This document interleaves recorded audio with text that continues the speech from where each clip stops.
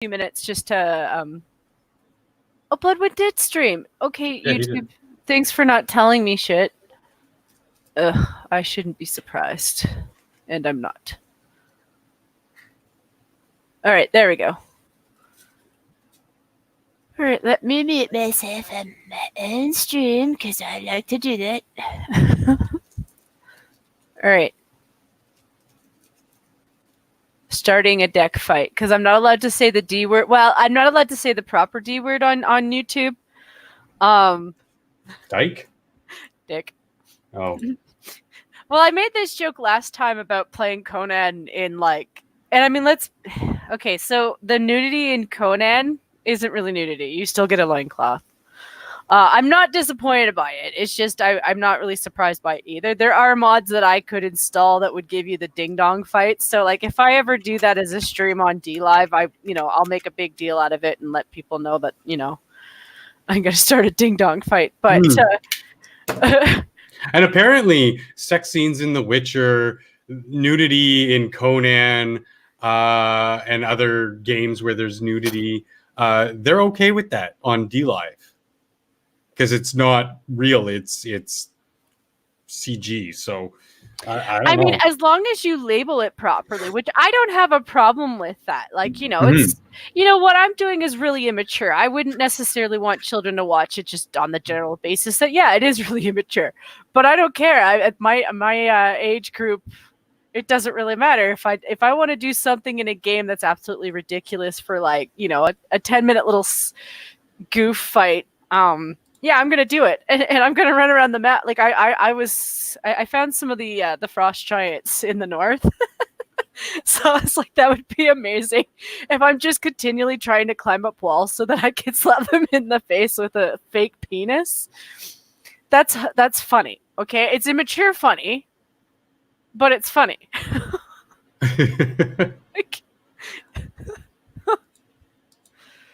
I find it hilarious. Right? That game is so stupidly fun.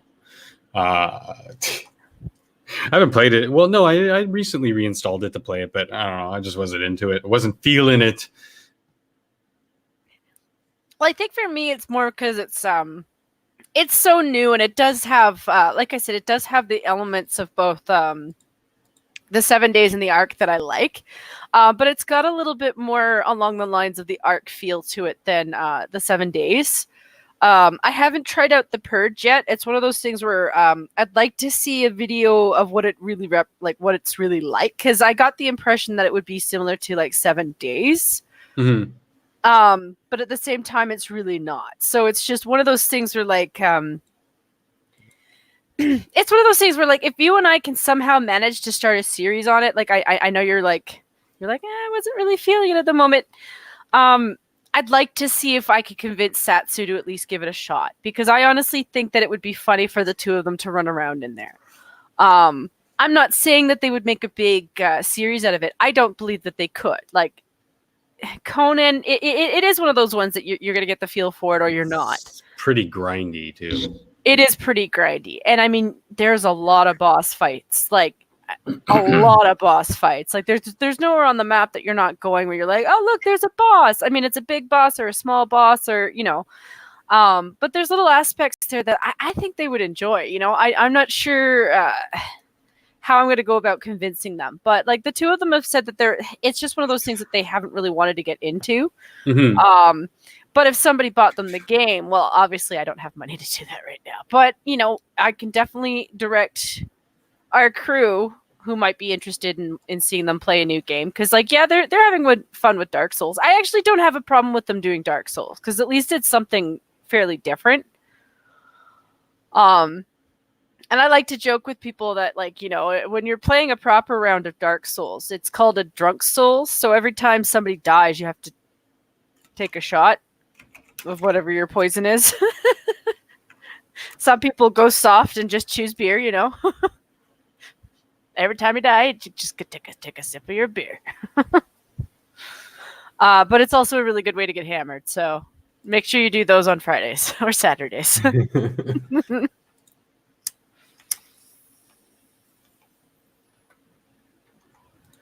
So how's your week been so far? I've actually been on quite a few streams, and it was one of those things where I didn't think I was going to do that, and then it just kind of it just happens. Happened.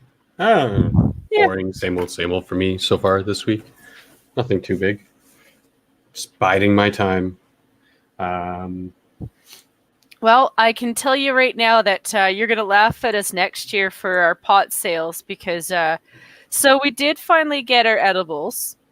I haven't managed to get any yet because the distributors are not they're not giving out a lot to the stores. They're definitely not meeting they're not meeting the demands and the needs at all. Like the guys that I talked to the store because I was just like, listen, I'm getting paid in a week or so, and I'm just wondering when you guys get your shipments because I'd like to at least try something. Like I'm not going to ask them to put something on hold because I don't think they're allowed to do that. But I just wanted to see what they had and when they get their shipments in. And he was like, yeah, you have to get in that day, as soon as we open, because they're gone by the end of the day. And I'm like, that's insane to me. Yeah. And it's not just one store. It's like all of them are having the same problems. And I'm just like, okay, government, like, really? This is why I don't want their hands involved. Like, I understand for the regulations, like, especially with the food. Yeah, you got to make sure that the people who are purchasing it are going to keep it out of the hands of children. Yeah. I got no problems with that. I have no problems with that. I am an adult who appreciates being a responsible adult, Yeah. And I mean, you and me and like most people out there in the Western world, whether or not they have other classes, but children are our protected class. And yeah, like any other substance that could harm their development. And, there's scientific research to back this. And this is why it's so logical. Then, yeah, just try to keep it out of kids' hands. But prohibition isn't going to do anything one way or the other. It's not going to convince kids to do it. It's not going to dissuade kids from doing it. It's going to be the same as alcohol and other things. And here's the thing. I'm well aware of the fact that an edible is different from like things in the past. Like this isn't like I don't make the joke like, like I've had an uncle or my dad's given. Yeah, these aren't blood wings pot brownies from the 70s. And it's not even just that. Like I remember as a kid, like, the odd time my dad would give me like a shot of something alcoholic just as a joke because he knew I would take one sniff or one sip and I would be like, bleh, I wouldn't do that with pot. No, Scott. It's Ontario, I could say, is losing money on it, but Alberta, Jen's province, is fucking killing it. Sorry, Jen. Go ahead. No, you're fine. It's one of those things where right now we're well aware of where our money is, and we're full on supporting a new industry like pot. Like it's like I said, like we have no problems with being responsible with it. Obviously there's the odd jackass that you keep your eye out on just in case. Yeah. But I mean that's like that with every substance. But it's just right now like there's not a lot of new industry starting up here. So seeing one that we could absolutely manage and do really well is something that we're apt to do, Yeah. And to be honest, like, yeah, I know the US is behind us when it like not I mean behind as in like they're behind what we are right now. But honestly, I could see them catching up pretty quick because like right now there are bigger things than whether or not people can smoke pot, It's just about the regulations and with the US, it has to do with the feds. It has to do with their feds and their state laws. But like the more that they legalize it per state, the more it's not going to be as much of an issue. So I'm of the opinion that like even if we're 20 years ahead of them, at the end of the day, that's a good thing to be when they're our biggest trading partner. Yeah, I mean, we're as nations, we're doing it completely opposite. Here, we legalized it federally, and up until that point, provinces, for the most part, were kind of like, we don't really care. Yes, if we're forced to, we'll prosecute all those types of things. And in the States, it's the opposite. It's the states who are individually saying, hey, this is stupid. We're legalizing it. Screw your federal law. It's not a part of the Constitution, so go fuck yourself. Which great, because that's what a constitutional republic should be. But yet again, like with every substance, like I don't believe in like I really want to smack the potheads who try to advocate for pot like it's the be all end all treatment for all ills. I just want to smack them upside the head because hey, I'm like, man, your knee is broken. Smoke some of this. You'll feel fine.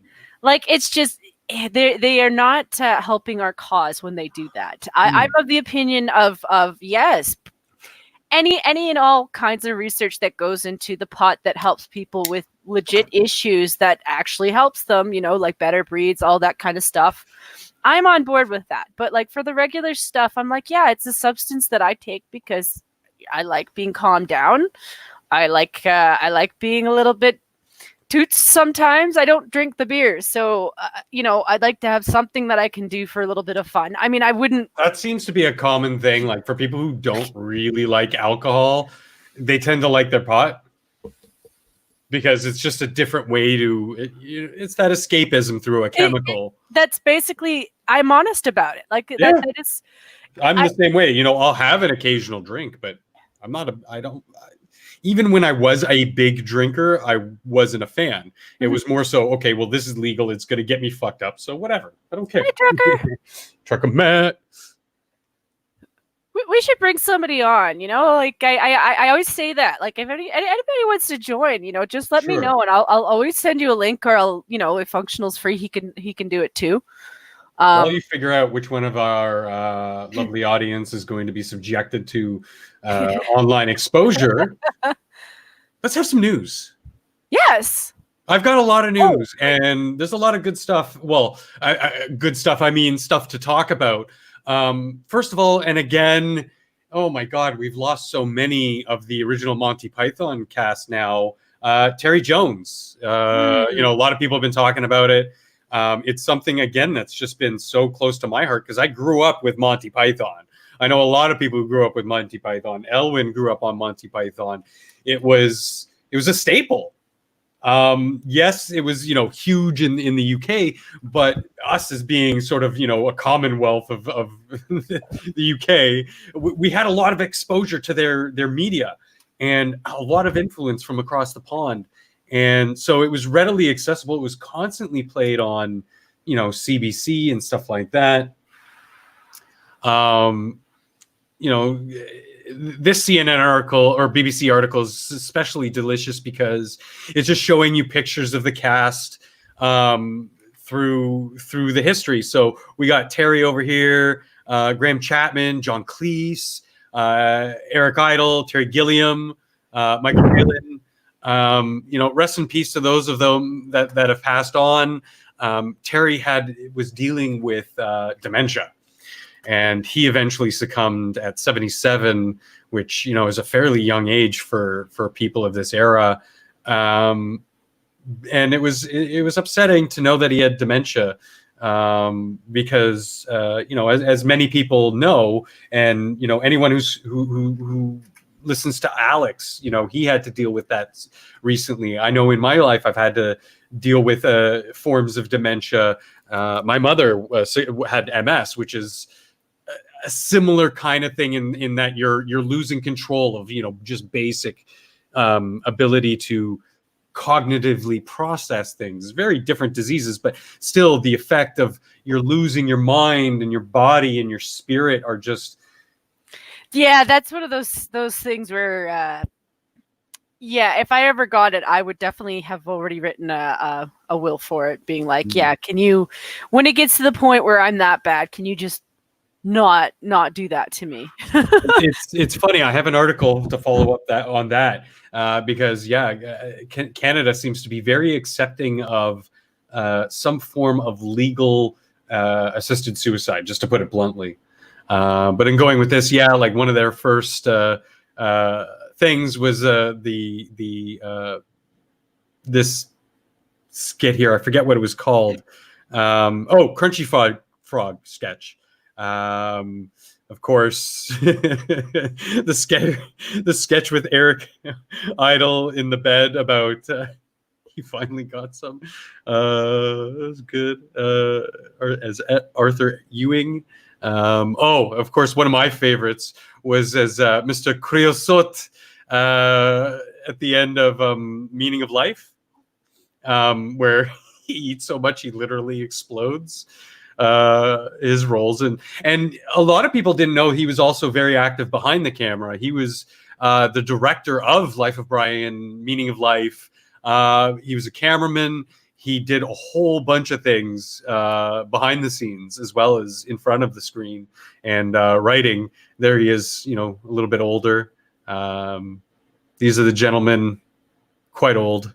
Yeah. But oh my god, these guys they touched my life in so many, in such an impactful way, and in so many ways. Like, he'll truly be missed. Like, oh my god, that's what three Python stars now that we've laid to rest in a year, I think. Yeah. I mean, at least we have them in memory, Oh yeah, for sure. Probably gonna do one of my infamous little movie marathons and watch. I just recently rewatched Life of Brian, but watched them all. Meaning of Life, Life of Brian, Flying Circus. Oh man, I gotta watch Flying Circus again. Every sperm is sacred. Every sperm is good. All right. Sorry, I was just I was sending a link out to Scotty, and he's got a little bit of something to do first, but he might join us afterwards. So I was like, okay. I don't want to pressure anyone either, So like we were just talking about with the like I'm kind of the similar, I'm getting into rough shape physically now, but I still have my faculties. I can still basically take care of myself. I'm not far gone, right? But at a certain point, to be able to say, yeah, I just want to go peacefully, stop prolonging suffering. Yeah. And that's really what things like MS, dementia, those end years, it really is for a lot of people. It's just downright suffering. And in a new poll run by the Canadian government, almost 250,000 Canadians chimed in on this one. To give you some sort of perspective, like things like gay marriage, legalization of marijuana, they only got about 30,000 respondents in their polls, in their Canada government polls, Government of Canada polls. So this is huge. This is an immense survey. Yeah. Sorry, Terry is the latest. No, but didn't somebody else pass away? I swore somebody, not from the original cast, but one of the anyway. So basically, to sum up the article, is that the overwhelming majority of Canadians who responded, 229,281 Canadians from all over Canada, from all sorts of different political and economic backgrounds, basically gave like a 90% backing to creating some sort of legal framework for people to basically an end of life will. Yes. To state, yes, if I am in a vegetative state and in life support, I don't want to keep going, just let it end. Or if I suffer from severe dementia, or if I do get dementia, and in my earlier years in my research, I go, you know what? If I get to the point where blank, then yes, and can write that into a will that will be legally binding for people to be able to act upon. So your family can say, yes, it's in his will. We would like to, pull the plug, or just let him go peacefully, stop prolonging this stuff.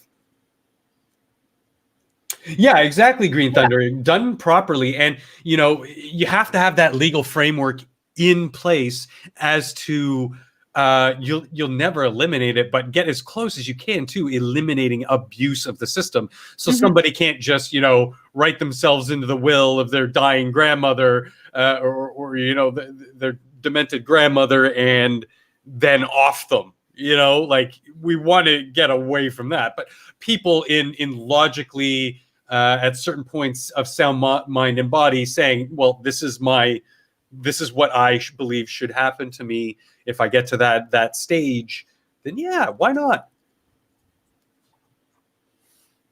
I mean, honestly, when it comes to things like that, when it comes to wills like that, they already are that cautious. It's like if I go through my memory of what it was like with my dad and my grandfather, like at every stage they, that my grandfather was still able to consent. Like my dad and him would go to see his lawyer together, and when it got to the point where like you could see that my grandfather was no longer able to handle that stuff anymore, at the same time, there was always that witness. There was always, the two of them together at the same time for that agreement. So it was always seen as like, okay, we can see that this is where the consent is from and this is legit.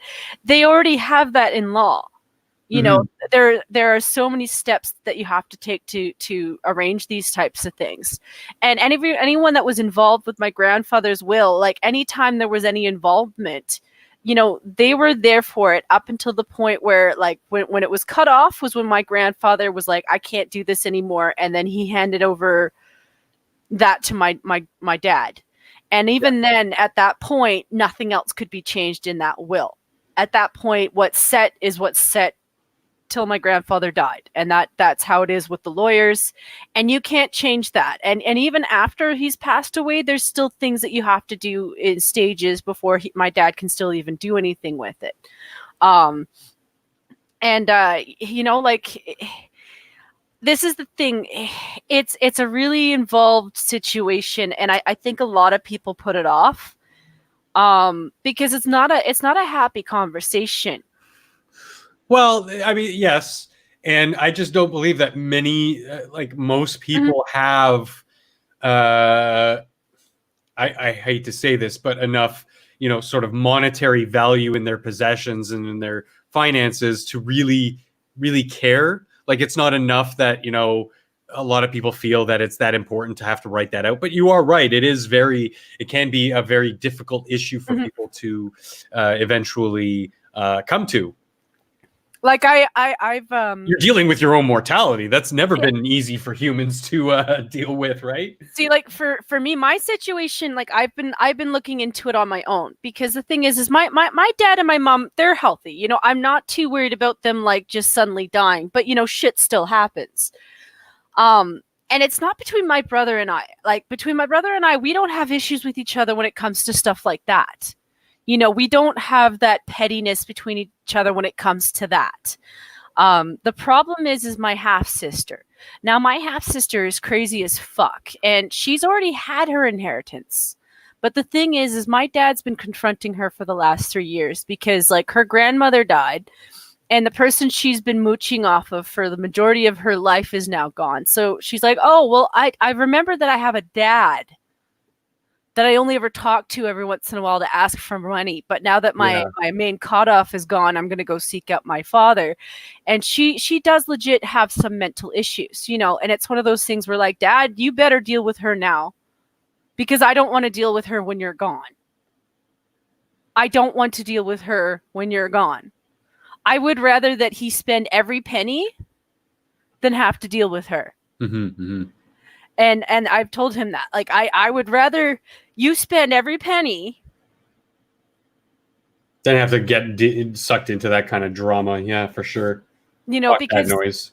The only reason I resent her, like, I don't have any resentment towards her in terms of myself. If she didn't want to have anything to do with me, like if I was just not that important in her life, I don't give a shit. I have more than enough people like that in my life, and honestly, she wasn't around when I was growing up. She was just another one of those people that was a family member. That's a family member, but like, who gives a shit? She doesn't care about me. But it's the fact that she went after my dad like that for those kinds of things. I want nothing to do with her because of it. Yeah. And I've told him that. So I mean, like, as far as I'm concerned, I'm okay. But it's also my mom, because she's written into the will in a different way because she's not necessarily an inheritor. You know, she's my mom. She's not the child of my grandfather. But he still wanted to make sure that she was okay too. Like, I mean, she's earned her own money. Like, she's okay on her own. Yeah. But, you know, my grandfather still loved her as a daughter-in-law. So, like, he tried to write stuff into the will for her. And we had to consent to it. And my brother and I were like, yeah, she's our mom. Of course we want her to be taken care of. She's taken care of us for our whole life. So, yeah, my parents are more important to me than that kind of thing. I don't mind being a poor person and being like, well, yeah, maybe someday I'll have money, but I'm going to have that sealed behind bars so I can't access it, because I'm like, most of the reasons I'm in the situation I'm in right now is a lot of it's my own fault, you know. So the best part of the article for me was the end. Yeah, sorry. An evolution in thinking. You know, basically since 2016, we've actually allowed medically assisted death here in Canada. Oh, yeah. People with diseases such as Parkinson's, MS, Huntington's, they have a right to a doctor's help to die. And it's very few and far between. But it is technically legal in Canada. And the last paragraph deals with, the federal government has in some ways caught up to where Canadian public is and really where the courts have been for years now. She describes the current laws as providing blah, blah, blah. He said, and yeah, we already talked about the fears of choosing medically assisted death because the worry about being a burden to their loved ones or because they feel lonely or isolated. I see those as perfectly valid.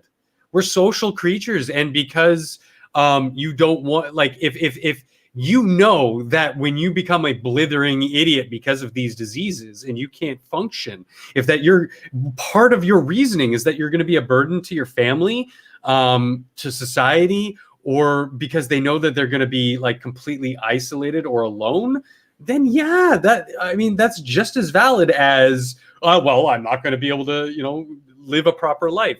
But yeah, like a lot of things, the catching up with the courts, public opinion, our government moves at a snail's pace, and it's not good. It's not the type of slow, methodical pace of thinking that could be. If it was about thinking, I can understand that. But with us, half the time, it's more like we just didn't want to address the issue, so we're just and our politicians are fucking money suckling, lazy ass bitches who don't do much of, if anything. So yeah, like in this is one of those situations where, like, I could understand it if it was taking that long because they were thinking about it. Because, like, when it comes to assisted suicide, like, especially when you're listing other situations, like, don't get me wrong, there's a point where I agree with you, but at the same time there's a point where, like, can we fix those problems first before we get to that problem? And that's where the extra thinking should be going. It's like, okay, well, if the problem is that this person is worried about being a burden, or this person feels like they're isolated, alone, like, some of those are issues that you can probably help them with first. But that's where the legal system comes in. It's like where I was saying before, like, if I know that I've got an illness where I can be okay for a really long time before it becomes serious, then yeah, I'm not going to just, like, kill myself off the bat. Yeah. Like, that's just silly. But, like, if it's something that I know can lead to a situation where, like, yeah, I'm just going to be incapacitated and in pain, and then yeah, that's I'm not going to be me anymore. Like with something like Parkinson's or MS, you're not you anymore. Yeah. You're a shell of a human being. I've seen it firsthand. It's not pretty. Yeah. And yeah, in knowing what I know about those diseases now, let's say, hypothetically, medical advances don't change, but in 20 years, I develop one of them, then I'm going to make those plans to say, when it gets to the point where you can't even ask me a simple question like what my name is, then yeah, just let me pass. Just put me to sleep like a dog. I don't care. Yeah. Oh boy. And I mean, that's the only thing where I would be like, yeah, like, just slow down on this one a little bit and think a little. But other than that, yeah, I don't have a problem with it. It's like there are little clauses that can crop up. Like, you know, you do have the suicide people who are like, I just want to kill myself because Yeah. I'm depressed all the time. And don't get me wrong, there's a certain level where even there I can kind of see where they're coming from. But even then, like, that's one of those things where legally you have to take steps before you can get to that point. Oh, I'm all on board with the Yeah. Futurama style suicide boots. No, seriously, if people, I don't care if you're 20 years old or 60 or 100, if you want to be able to commit suicide, like end your own life, I think you should be able to. At least just do it, facilitate it in a safe and clean manner. We don't need, like, I don't share most people's view of sanctity of a human life, any given human life, to the extent of, well, every life is sacred just cuz. Well, no, it's not. We could all, the entire race of humanity could be wiped off the planet tomorrow. The universe isn't going to know. The universe isn't going to care. The universe is going to go on. Well, I think, but I do believe that as an individual, you have the right to your own life, and yeah, that directly relates into it. You should be able to live your life as long as you're not fucking with other people's. I get where you're. Neither do I. Who are you? Yeah, I get what you're saying. And I mean, like, the thing is with the suicide punks is I think a lot of people forget that we live in a world that's heavily populated with people. So like there's this part of me that's like, yeah, that's horrifying. I'd rather you seek help before you get to that point. Sure. And then there's the other part of me that's logical, who's just like, well, you know what? We're not really losing anything with you being gone. And that's really sad. Like, if you're okay with killing yourself because you're not really going to be missed, that's, I mean, yeah. Well, you'll be missed by, well, I mean, chances are you'll be missed by other people, but you know, the planet, the galaxy, the universe as a whole, we're really insignificant. So there's no sanctity, divine right of humanity. I guess that's, you know, my atheism coming into play as well. But it was Christopher Hitchens who I think said that first, was, you know, the universe isn't going to care. The universe is going to go on. You're nothing. But, you know, that isn't to say you don't have the right to live and be fruitful in your life. Scotty. Hi, Scotty. We went to a dark path. You know, whether or not people should be allowed to kill themselves, and like there's a part of me that feels bad for that person because I'm compassionate like that, but at the same time though, like I'm like, yeah, you know, I'm not gonna fight you on it. And a lot of the times those people are the ones who use that as a manipulative tool anyway. So personally, if it was like if they didn't have like a serious illness or whatever, I would try and stop them, but I don't think. Yeah, like Jen said, you know, try to force them into getting some counseling first. Try to deal with their problems. Yeah, well, I mean that is a little bit more. Yeah, that's a little bit more of a touchy area than, you know, the people who, you know, end of life Parkinson's, multiple sclerosis, or dementia. Like, yeah, let those people. we already have it's already legal on the books in Canada. If, you know, you have something that serious, that you can request doctor's help to end your life. But at the end of the day, if I was going to stop someone's life, you can only do so much. I don't think the government should get involved. Yeah, like I said, make it a safe, and you know, most people when they're considering this ultimate solution to this final solution for themselves, they're already in a place where they don't want to go out in pain. They don't want to go out being a shell of their former selves. They want to go out in relative calm peace. Okay. And dignity. Yeah, exactly. Dignity. So yeah, let's talk China, shall we? We got some China related news. So yes, of course, we've had so many problems here in North America with invasive Asian animal species, like Chinese kudzu mussels, and now in Alberta, in lakes, we're finding these invasive species of Chinese snails. They are known as Sipagopaludina chinesis, better known as the Chinese mystery snail. They are crazy. They breed like fucking 169 times a year. They eat like crazy. Sorry? They're fucking busy, aren't they? Yeah, I mean, they're actually a prohibited species under Alberta law. Not under federal law just yet. I know Ontario also has a ban on similar species. And I mean, lo and behold, it's obviously due to imports, and we're letting shitty Chinese cargo ships dock in Vancouver and ship their tainted goods all over the fucking place. How do you think the newest fucking coronavirus is spreading so fast? China's a fucking shithole. That's why. We don't need their shit. We really don't need their shit. It's horrifying because leads into the next story of an Alberta woman thought she had cancer, a rare form of liver cancer, and doctors basically told her that she would maybe have between 2 and 5 years left to live. Now, when they were doing all sorts of tests and stuff, they found out instead it was actually get this, a sack of tapeworm eggs, the size of basically your fist, inside of her. Which, okay, that's fucking scary, but at the same time, it's something that she could recover fully from surgery.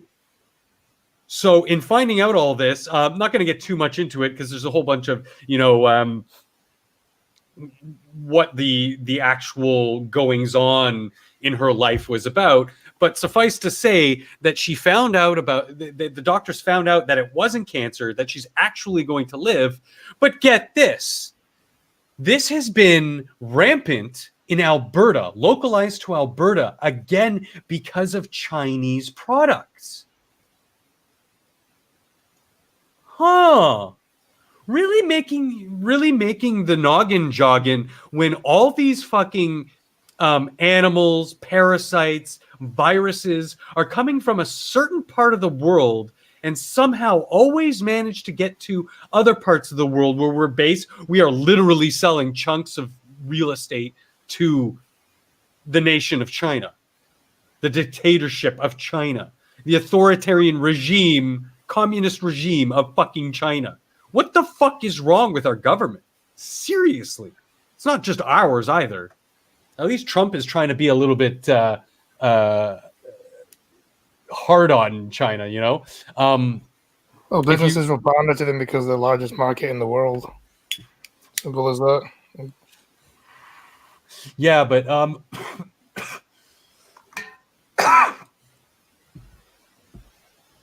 sorry, it went down the wrong way. But if we keep letting China do as they're doing, there's not going to be a world left, Scotty. We'll all die from some fucking super flu, and who cares about an economy at that point? You can see in the picture here an MRI of her abdomen. Just look at how big this mass was. Like taking up almost like a quarter of her insides and almost half of her liver. And that is a sack of fucking breakthrough size clump of eggs from a tapeworm. Oh man, nasty, nasty stuff. And again, like I said, Jen, it's crazy because it's another species that's native to China in the northeastern region that's seemingly only turning up in Alberta. This is the third case that we've talked about on this stream. twice in this show alone. Yeah, I don't consider that a surprise. I am surprised, but not surprised. Well, I don't know.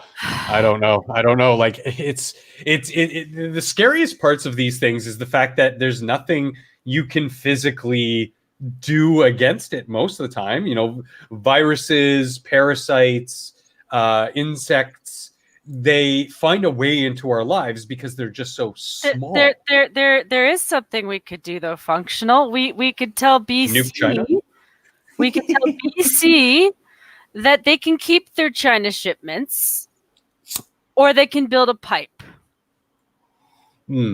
Because if we have to put up with your parasites, then you have to put up with our oil pipes, because we're going to be spending that money on healthcare. So, yeah, that's what I think we can do. Yeah, I think more legislation would be a little bit in order to protect industry from mob mentality, and vice versa. Yeah, also first and foremost, the government's there to protect people. You're not protecting people by putting strangleholds on perfectly legitimate businesses. You're not helping people by creating nanny state policies. Just stop migration altogether. Why is it every time Scotsman is on a live stream, I am eating and some nasty news article has to be brought up? Well, that wasn't me this time. Yeah, blame me, Green Thunder. Why are you eating on stream? That's rude. That's bad etiquette. So quick article. This is kind of making its rounds. How Trump is rolling back U.S. water pollution controls. This is from BBC, obviously highly biased. And yes, he is undoing a bunch of mostly Obama era, like we were just talking about, overreaches on the government level with regulation. And if we bring up the next story, something a little bit more less partisan, it's from Nat Geo.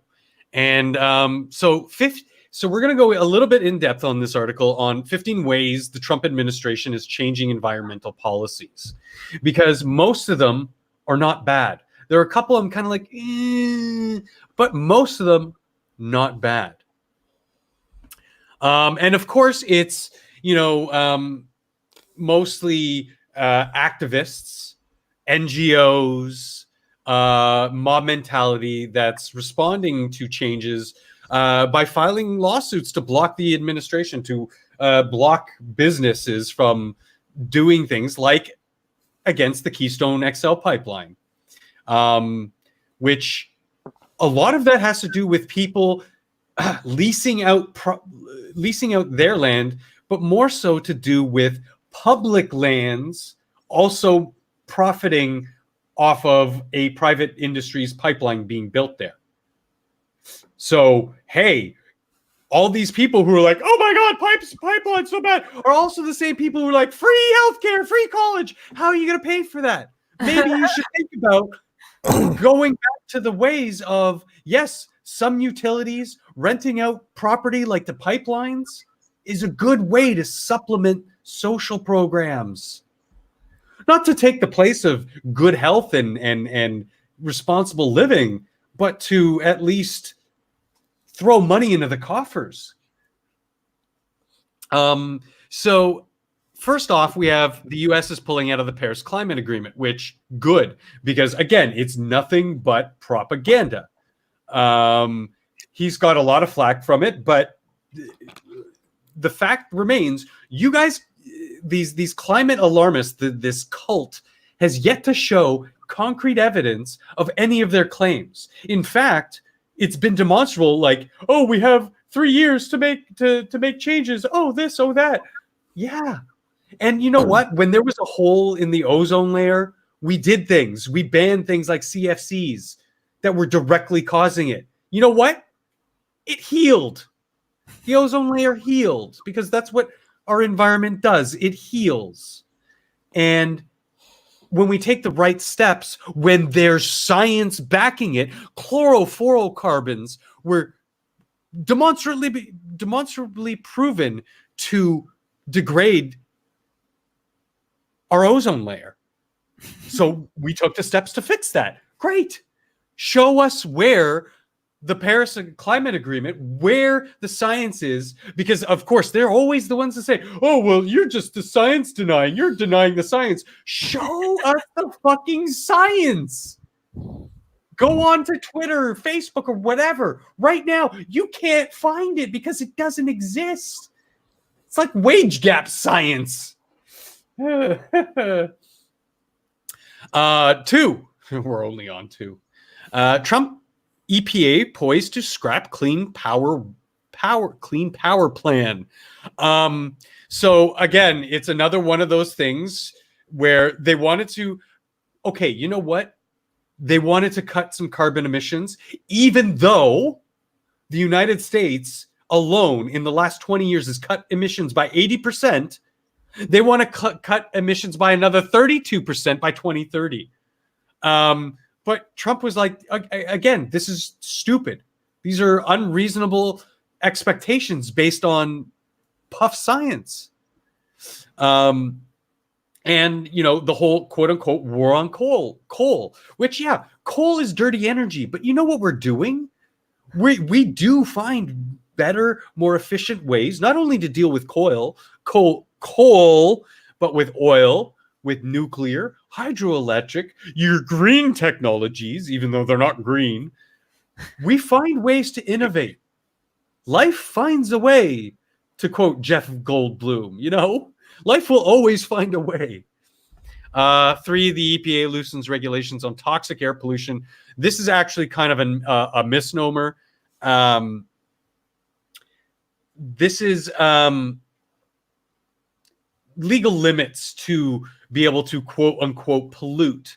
So emissions of things like, you know, carbon monoxides, you know, generally more or less benign gases, but are done in a relatively responsible way. You can't just be dumping unlimited amounts into the air.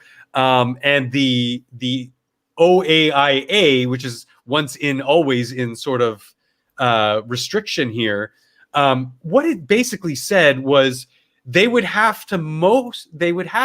any individual company would have to match their lowest levels of emissions set by their industry peers, and they would have to match them indefinitely, which makes no sense whatsoever, because not only is this a federal sort of thing, but you can't regulate these things so stringently federally. And what we're talking about here is geolocation. Somewhere like Alaska can pump more CO2 into the air, more carbon monoxide, carbon dioxide, like all these, you know, relatively harmful gases in large quantities in an environment like that, because there's less of a wildlife and mammalian population, less soft liquid water, cooler climates, things like that, as opposed to, you don't want to be pumping the same amounts in that you could in, say, Alaska safely within reasonable expectations, as you could in Arizona, where it's hot, where these gases will keep together more concentratedly and maybe affect local wildlife and mammalian species and humans and drinking water and blah, blah, blah. Yeah, exactly, Trucker. They just didn't want to keep paying everybody else's bills from fucking China, India, Africa, which, you know, funny enough, no one ever talks about their pollution and the fact that their emissions of all these gases, from the more benign of CO2 to more aggressive toxins into the air, have gone up hundreds of % in that region of the world. Gee, it's almost like, you know, they're going through their own industrial revolution and be damned with safety precautions on the sake for the almighty dollar. And that's how you get to be the world's most foremost economic juggernaut, through blood. Oh, are you sharing? Oh. What? Well, I wasn't sure if I was on the right screen. Sometimes I switch off the screen and you're like, sharing. Number 4 is rescinding methane flaring rules. Under the Affordable Clean Energy Rule issued in 2018, states that were given more power over regulating emissions in states' rights. Again, we were just talking about in allowing states, again, depending on their geolocation, their climate, their temperatures, all these really poignant relative factors to be taken into consideration, and letting the states decide what are safe levels, what are respectable levels. Well, yeah, we were just talking about that, Caligula. Animals, diseases, viruses. China is such a just dirty shithole. We should not be doing any business with them whatsoever. We should just be sort of like treating them like the kid nobody wants and it wants to play with in class, the smelly kid. So when in especially with methane flaring rules, they just want to relax the rules around releasing the methane flares, inspecting equipment and repairing leaks, just so that they can get them done quicker. I do see that without, proper states legislation, something like this could be open to abuse. Sure. Free beacon. Jen, you want to look at that while I go through the rest of this? Fuel economy rules. So, again, in the Obama era, the EPA capped miles per gallon on the auto industry and what you could buy and whatever. I find that a little invasive. It does sort of play that needle tipping point balancing act of, yes, we need regulations in place to protect and to help protect the people at large. But we also... what's the word? We also want to try to stimulate innovation and efficiency. There's actually a conflict of interest in that a car company, if they sell a car and that car gets used more frequently, the person buying that car will have to buy a new car sooner. So for them to make less efficient vehicles is kind of a conflict of interests. They also work hand in hand with the fuel companies to develop their cars. So I can see, putting a little bit of a tinfoil hat on how, money would change hands and, you scratch our back, we'll scratch yours, to not really give a shit if they're making the most fuel efficient cars, because it's not a financial incentive for them to do that. For companies that use vehicles and use fuel, like the trucking industry, I can see them as an industry putting pressure on automakers, fuel companies to make more efficient vehicles for them. So that one's kind of like an for me. It should just be one of choice. What's that? If people want to buy cars that are gas guzzlers, then let them. Yeah. I mean, if they can afford them, then if they're dumping money on that shit, I'm not going to like it, but whatever. That's their personal fucking freedom. The main problem I have with those fucking gas guzzlers is the ones that have their fucking tailpipes. Obviously, Scotty, here we drive on the right-hand side. So when the tailpipes face the right side of the car, it's really fucking annoying as someone who's mostly been a pedestrian to be standing there waiting for a bus or walking down the street, and one of these massive gas guzzlers comes spewing a huge toxic cloud in your face. To me, that is the stepping over the line of, now you're pissing me off kind of. Yeah. Even that's going better, because the cars like that are not as bad as they were like 40 years ago, let's say. Sure. But why not develop them with the tailpipes facing left?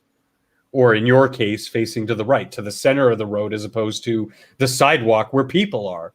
I have no problem. You want to get a fucking gold-plated stretch fucking Humvee? Have at it, bro. That gets like 2 miles per the gallon. I don't care. Just don't spew the shit right in my fucking face. That's all I'm asking.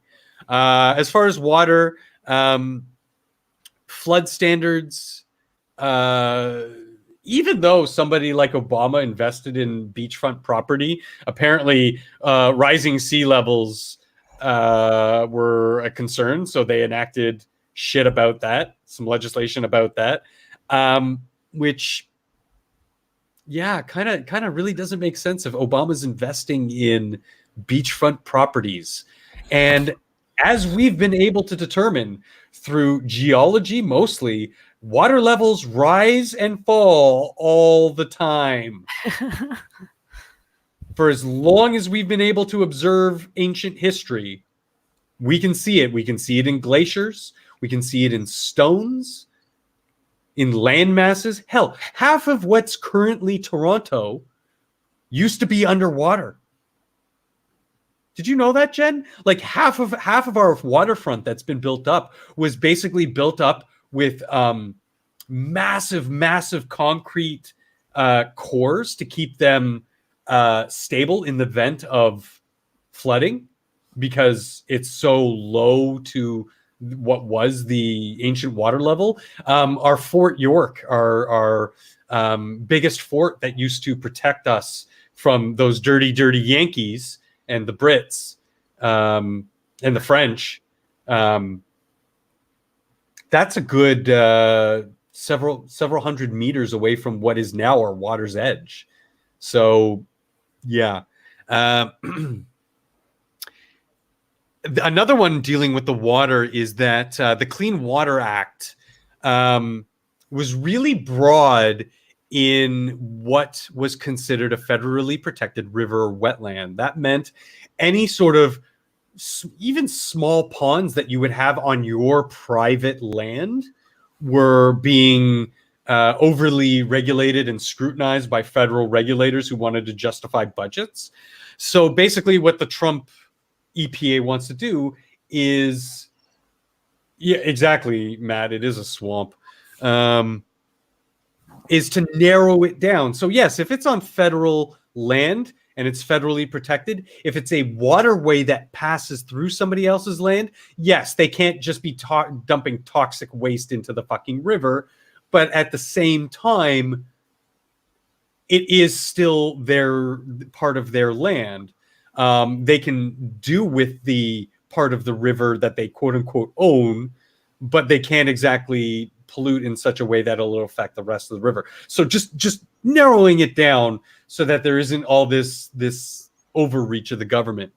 Wildlife, basically seismic air gun blasts for oil and gas drilling. There was some scare that it could disrupt marine life, especially animals with echolocation, mammals like dolphins. But the science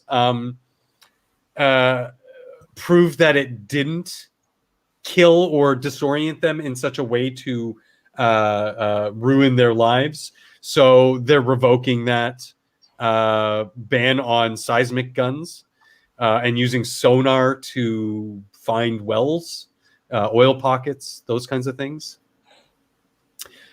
Sage grouse, protection on animals, just a whole bunch of shit that's just like, as you can see, there's so many more points, but it's a lot of the same thing in dealing with Trump. It's more of the knee-jerk reactions of the previous administration and the people he tried to cater to, you know, the what we colloquially call today the insane leftists, knee-jerk reactions on bunk science and basically reason and science winning out. Yeah, I just saw what Green Thunder wrote about the pangolin. Yeah, China. And it's funny because I'm not going to bring up the stories, but because, you know, they're just knee-jerk stories and, well, just stories, in that a lot of people are accusing bat soup which comes from Wuhan, China, on this new coronavirus. They're blaming snake broth on the coronavirus. Like they're finding any which reason. You know what it is? It's exactly like Caligula just said earlier. It's because that place is a goddamn dirty shithole. They've been polluting and destroying their environment for decades now. Yeah, China's in like permanent fog. Yeah, you think, some people here think, oh, well, we have, bad air advisories. Yeah, you know what a bad air advisory is here in China? A Tuesday. You dumb fucks. Woo! Let's get away from some of the political. I want to talk music. You guys like music? I don't know if you guys are into Aerosmith as much as I am. I fucking loved Aerosmith back in the day. Even some of their stuff in the 90s was really good. All right. We be sharing. You guys, I know you guys like your rock and roll, but are you guys Aerosmith fans at all? I haven't really listened to them much, to be honest. So no, not really. Huh. Jen, fan of Aerosmith at all? Well, back in the 90s and the 2000s, maybe. Not for a long time. Oh, okay. So yeah, just like the Terry thing, they've been a big part of my life. So it was kind of a little disheartening to read what's been going on with the band of Aerosmith, because these guys, they're fucking rock and roll legends, and I swear to God, they're just never going to die. Like fucking Joey Kramer, Joe Perry, Steven Tyler, these guys are fucking immortal for some reason. Basically, what's kind of been going on, Joey Kramer got injured, I believe during a show, and he needed to go through some things. So they got on a temporary drummer so that they can continue doing their shows. They're going to be doing, I believe it's the Grammys this year. There they are. Fucking... I always laugh when I see modern day Steven Tyler, because without his little scraggly, even with his scraggly facial hair, he looks like when you were a teenager, your friend's cool hip mom who would like let you have a sip of her wine cooler kind of lesbian. Oh my God, it's hilarious. In fact, one of the times I actually got to see them live, it was crazy. It was at the end of the encore. Joey Kramer standing on his fucking kit, hyping us all up, and he's getting ready to throw the fucking drumsticks. I get up on my chair, and there are these. The entire show, there have been these mountainous men of bikers, some of which were HAs. In front of us, in the rows in front of us. We were like 4 rows back. So like the first 3 rows were all these bikers. It was crazy.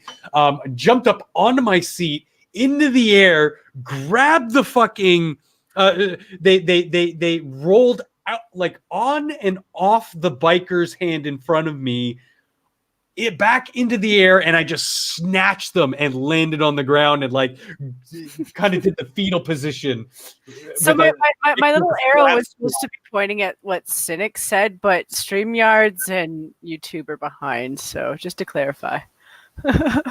Well, he does kind of look like a Muppet with he looks like he's not your real soul through his mouth. Yeah. He looks like he's not real. He looks like he's a Jim Henson creation. Yeah. So like I got these sticks, and it was great. I loved it. But now Joey Kramer's suing the band and their manager because he's saying that he wants to come back, but they're saying, hey, look, you've been, out of commission for quite a while now. I believe it was 1.5 years. You haven't been practicing with us. The Grammys are coming up. We can't have you play with us. And to be honest, you've been complaining about depression and not being yourself and stuff. You need to get better before you can come back to the band, dude. And something that kind of was a little on the shady side was the band wants him to re-audition to play. I understand the need to, but I mean, it's fucking Joey Kramer, dude. To have like a formal audition, maybe why not just a little informal one? Why not just go to his house and sit with him while he plays on his kit and everything, and just sort of chill out like bandmates should? But it is really disheartening to hear that Joey Kramer's going through a lot of mental health issues, a lot of physical issues, because he is a fucking rock legend, and for him to go this route of actually filing suit against Aerosmith and the company, it's really like, come on, they're not guys. going to enjoy now, are they? Yeah, it's like, come on, guys. Can't people in today's age just deal with things like decent human beings? I'm sure there's more to the story, but I really hate seeing stuff like that. I mean, probably should have just went on hiatus from it. Just said, like, I'm going to take a break for a bit and then maybe come back. Well, that's what he was supposed to be doing. He's been recovering for since last spring. So like, well, I think it was almost a year and a half. They said 14 months, something like that. He injured his wrist. So obviously, drummer wrist, pretty important. But maybe also that's that he's depression as well as the fact that he couldn't do what he loved doing, and so yeah. I mean, Weird Al. So, Trucker Matt, I'd like you to meet Trucker Cat. Oh boy. So this kitten hitches a 200-kilometer ride on a truck engine to find a new home. I'm going to play the video. Hopefully no sound.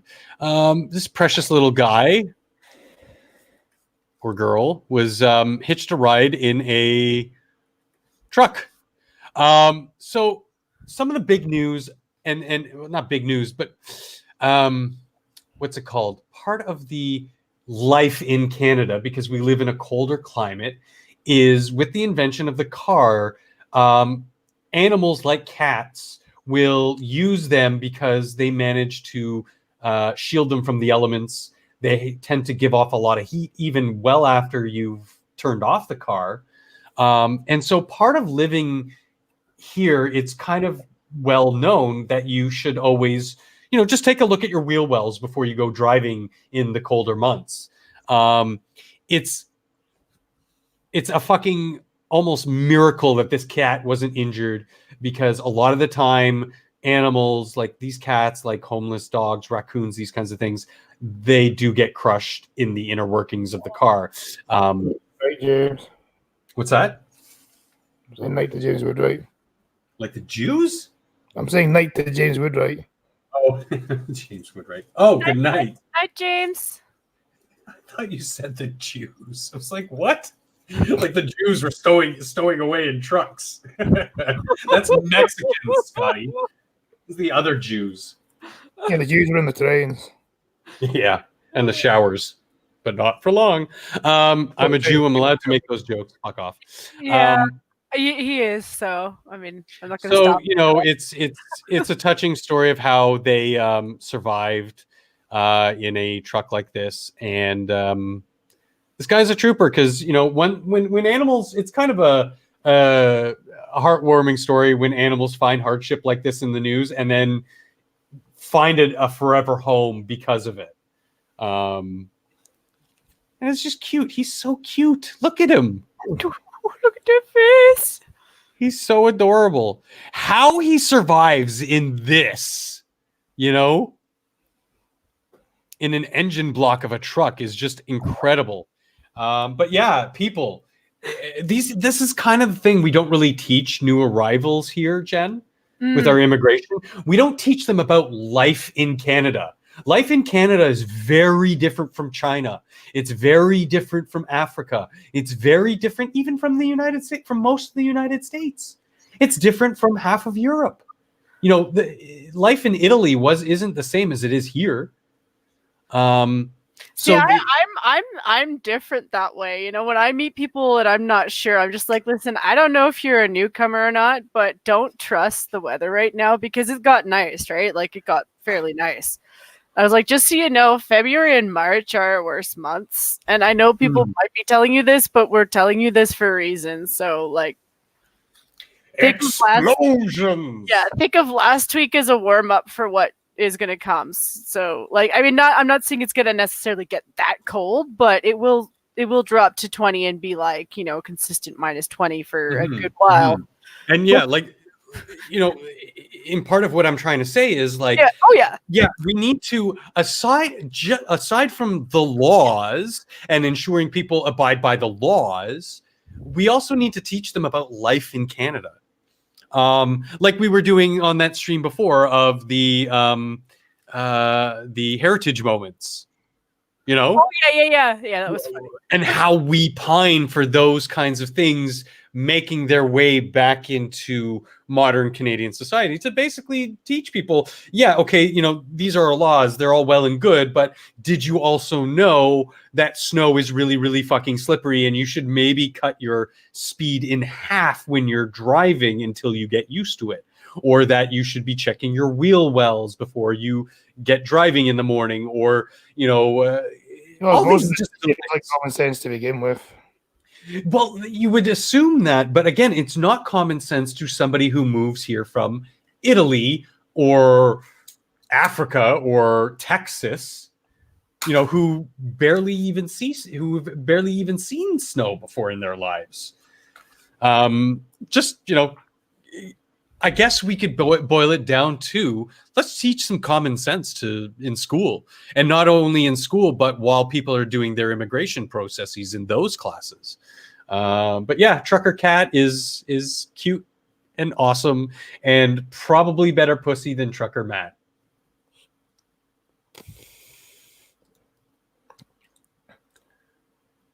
Wow, that got really quiet. Sorry. I was killing people. I think he must have thought that there was problems on his end, so he's gone. Oh, we pulled a scribe on you, man. Hate to break it to you. Even scribbled. Yeah. Did he just disappear? Maybe his internet went out. Oh, functional. In that case, I better pause because, that means he's. Yep, there he is. Yeah, no, I accidentally hit the leave studio button is right next to stop screen. Like, what kind of wonderful UI design is that? Morons. The next story. What's that, Scott? It is clearly labeled. Yeah, but it's right next to each other. I suffer from muscle spasms. It makes it fun when I'm playing a game like, Overwatch, and there's kill cams, and the person will you'll watch, I'll get play of the game or something, but sometimes my hand is so shaky. It's like, how do you even hit anything with aim like that? It's like, I don't know. I'm just used to it. But kind of relating to what we were just talking about in the next story, Quebec woman injured when chunk of ice flies off truck, smashes her windshield. A very common occurrence here in Canada, again, because of heavier snowfalls than most other parts of the developed world. Bless you. That was a cough. Same shit, different pile. Oh, you're just sharing now. Okay, you can see, this woman's pretty was pretty banged up. Look at the fucking hole that chunk of ice did in her car. She's lucky to be lucky. She's lucky to be alive. Exactly.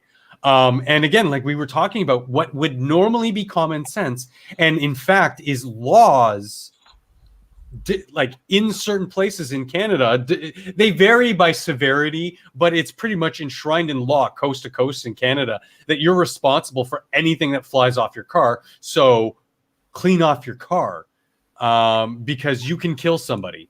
You can literally kill somebody. Cases like these happen all the time. This guy was also hit. You can see he's got a massive gash in his forehead. The right side of his face is all swollen and puffy. There's lacerations all over the place. His eye is swollen shut and bloodshot. It's crazy shit. Again, most truckers and trucking companies and trucker Matt, correct me if I'm wrong, train you to to deal with that sort of maintenance. What I find is most prevalent is private auto users who just say fuck it and will drive with like two inches of snow and a sheet of ice on their fucking cars and not give a damn. Because yeah, not only could you kill somebody by a chunk of ice flying off the fucking, stop tailgating. First of all, stop fucking tailgating truckers. Stop fucking cutting them off, you fucking retards. You are the reasons why all these multi-car pileups happen, is because you cut off a trucker. But with just the powder, you can blind somebody. And they could swerve and cause another multi-car crash pileup. Again, these are things that, yes, is common sense. But common sense isn't that common. It's a shame that the fine is a sort of, well, yes, it's good that it's at the discretion of the police officer. I don't see many cops pulling these idiots over in my neck of the woods. Even though we've had in recent years multi-car pileups, again, because immigrants who come here, start driving, aren't expecting winter weather, and severe winter weather is the worst. They don't know how to maintain their vehicles in the winter weather. And what's really disconcerting about this is that in places like where this woman's from in Quebec, the fine is only like $100 and $200. And that's only if the cop has to ask the person to remove the snow and ice on the windshield, on the windows, on the roof, etc. Yeah, no, seriously. I mean, it's not all you need. I'm just saying those are the people who are most susceptible, because we're not teaching them about life in the new places they've lived. And again, coming from a place where there's not much snow to a country that we normally on an average year will deal with snow, half to 2/3 of the year. So these are the types of things we're teaching them about the history of Canada and the laws of Canada. We're not teaching them about common sense about just simply living here. And yes, there are people who have lived here their entire lives, but they're just so entitled with their own fucking self-importance and self-worth that they can't take the 5 minutes it takes in the morning to clear off their car and prevent killing people or injuring people. Or hell, it might not even be that. It just might be a inconvenience to somebody. Yeah. Again, you have the right to live your life the way you want for the most part in Canada, as long as you're not fucking with other people. Stop fucking with other people. That's right. Preach. I'm going to go off on a little bit of a trucker thing, because I've known so many truckers. I see the fucking news. I see all the stupid, dangerous things that motorists do to truckers. They have no idea that this fucking 10-ton death machine needs a half a kilometer to get to a dead stop. And they go and they cut it off with like 2 meters to spare. Are you fucking insane? And that's not even in bad weather. That's in clear weather. Imagine what it's like in bad weather. You guys are fucking idiots. And then, of course, people, they'll hide in their blind spots. They'll drive right into trucks because they're not looking. I've seen more than a few people go right into that part in the trailer between the wheels. They'll drive like right into it, like it's not even there. Oh my God, people are so stupid. And like, guys, truckers for the most part are American heroes. They're a backbone of North American commerce. They get the shit all over this country. And so few people show them the common respect on the road that not only should give to another motorist, but to somebody with so much power behind them, so much mass behind them, and so much potential for ending a lot of lives through one fuck up of your own.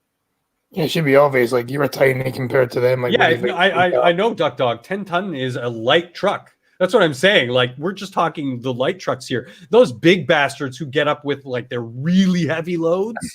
Oh my God. And it's funny because my big car accident that led to most of my physical ailments today was by a bad trucker. This guy was he was on a city street and drove into oncoming traffic, sending me careening. I was in the oncoming lane, sending in a one way each way. So 2-lane, one going each way road, and sent me careening off the road, and I got injured. All because he took a turn so tight that he literally came. Well, he scraped along the side of my car, pinned me against the guardrail, and tore off the side of my truck, my car. It was fucking scary. 40 ton? Oh, 40. Boy. 50. Damn, I knew they got up there, but that's a lot of weight to be hauling. All the more reason to be fucking careful and show them the respect on the road that they deserve. Yeah, there are truckers out there that can be dicks too. But they're still dicks driving 50 tons worth of fucking machinery and goods. Have that respect. You might not like the guy. He might be annoying you or whatever, but there's respect there to be had. God damn it. Respect. My authority. My authority. Sorry, I had to. All right, I'm guessing you've changed the topic there. So. Yeah, I was kind of done. I know, these guys are truckers. Like I said, I've known a lot of truckers in my life. I have a lot of trucker friends. Oh my God, the horror stories, Jen, you don't understand. Yeah. Some people really believe it.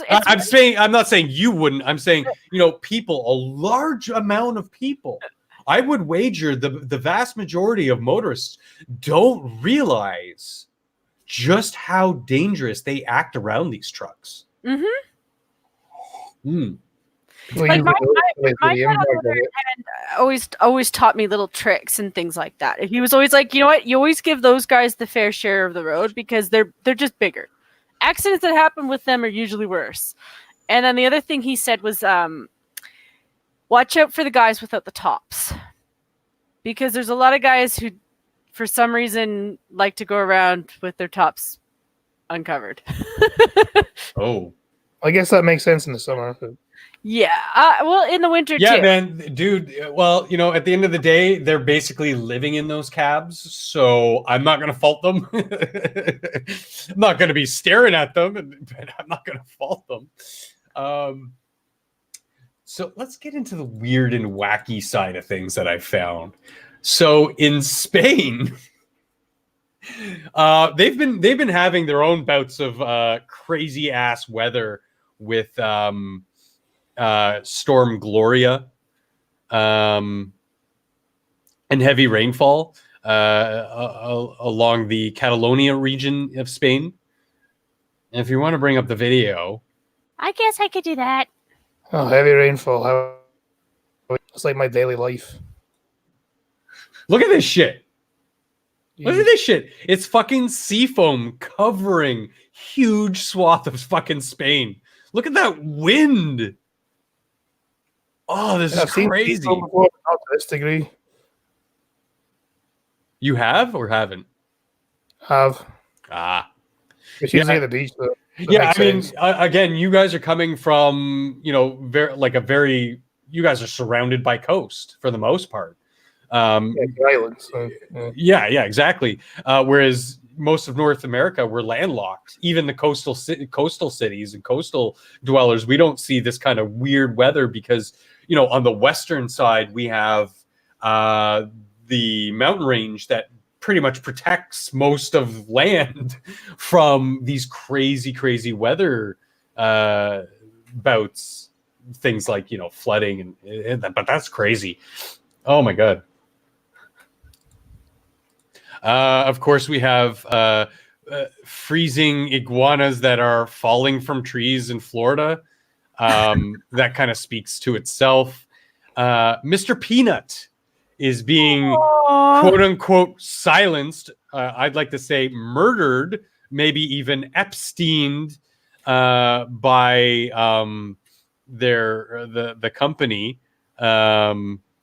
That they will be killing Mr. Peanut in a commercial. It's some stupid Super Bowl ad where he's going to apparently him and Matt Walsh and Wesley Snipes swerve off a road and are hanging on a branch, realizes they're all going to die if he doesn't let go, so he lets go to sacrifice himself for them. And I'm like, why would you do that for Wesley Snipes? I mean, Blade was awesome, but who cares? And I have no idea who Matt Walsh is. I'd say let them all fucking die and fall. But it's so weird. It's so morbid that a company is actually like staging a fake death for a fake character for their brand. I guess it's sort of working because people are talking about it, but it's kind of dark and morbid, even for someone like me. I could also be like, buy the last packet of peanuts that has Mr. Peanut on it or something. Yeah. Different kind of landlocked, Green Thunder. Yeah, I'm in the middle of the Great Lakes too. The seas and are the oceans, sorry, are quite different to freshwater bodies. Very, very different, dude. Trust me on this. But yeah, and of course, memes have been churning out of this.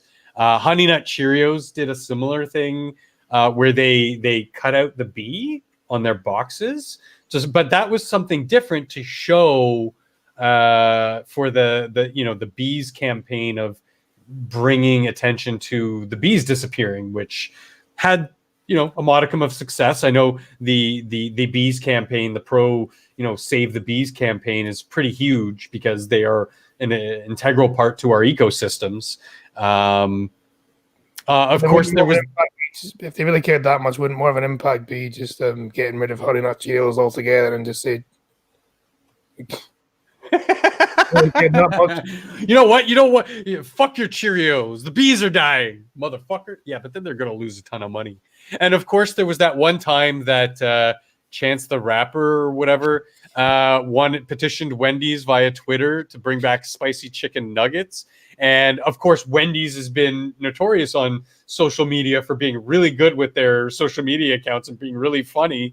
If they get 2 million likes on the thing, they'll bring back the spicy chicken nuggets, which were fucking awesome, by the way.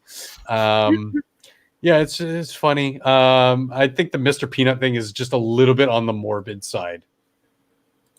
It's just weird to me. Like, is it not weird to anybody else?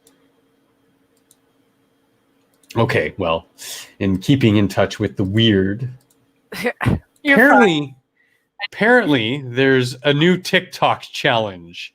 Ugh. And it's starting electrical fires and causing damage. That's my slow clap for Darwinism. Yep. And how we like to insulate people from Darwinism. I just say, let these fucking stupid people die.